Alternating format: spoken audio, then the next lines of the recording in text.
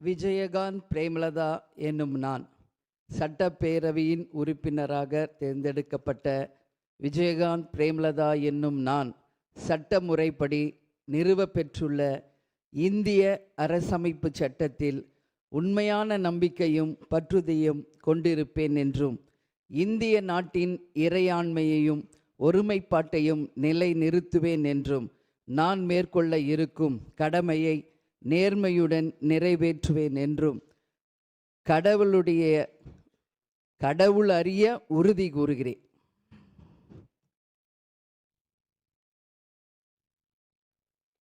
மாண்புமிகு திரு பூண்டி கே கலைவாணன், திருவாரூர்.